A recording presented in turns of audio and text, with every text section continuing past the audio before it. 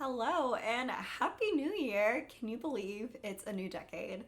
That's insane. I'm always super excited when the new year rolls around because I love planning. It's one of my favorite things, and a new year brings such a revitalized feeling that I enjoy so much, and I get so excited to plan all my goals and everything for the new year. So today I'm gonna go over specifically my reading goals for 2020. I've never really been someone to have a quantitative reading goal. There's never really been a set number of books that I want to finish in a year, and that's not really changing this year either. I always set something on Goodreads, but it's never really something that motivates me or stresses me out if I don't reach my goal. And I'm currently not in a place where I need to be curbing my spending or anything or trying to read through my physical TBR before buying new books because I don't really buy books. Most of the books I read are actually from the library. So I don't really have any goals in terms of reducing my TBR or curbing my spending or anything. Instead, my main goal for 2020 is to finish the series that I've started.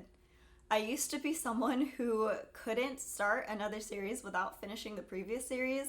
That's how I was literally from childhood up until probably when I started book blogging, honestly. I had this mindset where I was in a world and I didn't want to leave the world until I'd seen the story through because I was afraid I was going to forget things. And I was right, I forget things when I switch around different books and switch different series. So I want to go back to all of the series that I have started in the past couple years and try to finish out the series or catch up if they're still ongoing or get as far as I can in them. So what I basically decided to do was make a 20 in 2020 reading challenge series edition. The books that are on this list are the main series that I have started and do want to continue reading. So I'm gonna go over each of the series and the books I have left to read in them. The first series on this list is the Winter Night Trilogy by Katherine Arden, and the only book that I have to read for this is The Winter of the Witch, which is the third and final book of the trilogy. It's about a girl who can see the creatures of Russian folklore, and she gets involved with a sort of frost demon. I read the first one in 2018 and the second one in 2019, and I'm hoping to read the third one now in 2020.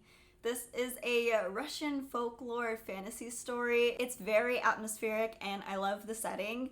The first book wasn't the strongest in my opinion, but I liked the second book better and I'm hoping to finish the series. I know a lot of people really like the third book, so we'll see. The next series on my list is the Poppy War series by R.F. Kuang, and I need to read The Dragon Republic. This is the second book in the series, with the Poppy War being set in an East Asian inspired fantasy world, and it follows a girl as she goes to a prestigious military academy and then her land ends up going to war. The Poppy War was one of my favorite books of 2019, so I'm hoping to continue the series in 2020. And I know that she's finished her first draft of the third book, so hopefully we will be getting that soon as well. The next series is well loved by very many. It's the Wayfarers series by Becky Chambers. I have the second and third books still to read, which is A Closed and Common Orbit and Record of a Spaceborn Few. I think these are mainly companion books rather than sequels to the first book, but the overall tone is a sort of slow-moving, character-focused story set in space. There's a lot of diversity in this book in a lot of different ways.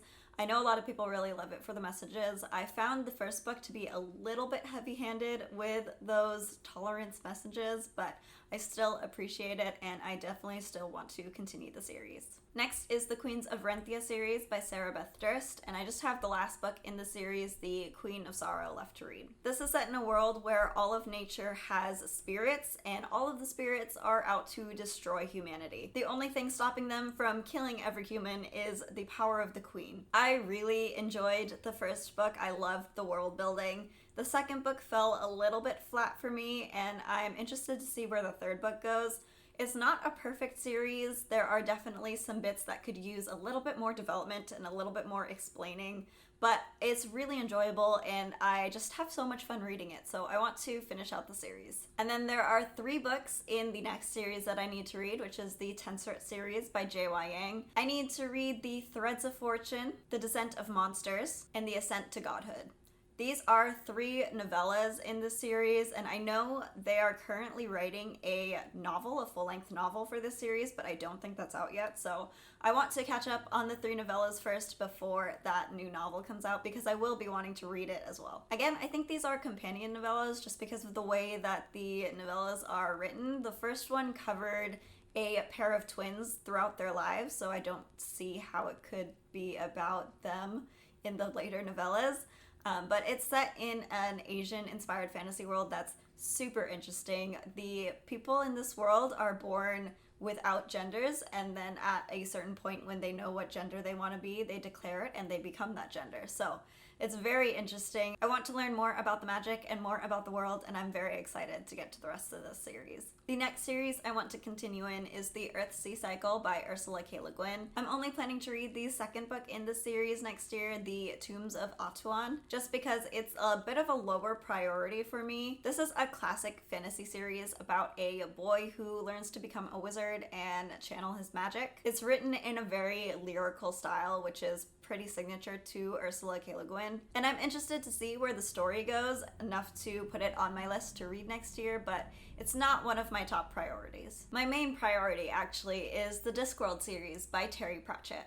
I am currently reading through this entire series. I'm on book 12, I want to say. I'm not sure. I have a lot of them physically from my dad's collection, so that should make it easier for me to read them. But the next book I have to read is actually a novella that I don't have, and that's Death and What Comes Next. But I also currently have on this list Witches Abroad, Small Gods, Lords and Ladies, Theater of Cruelty, Men-at-Arms, and Soul Music.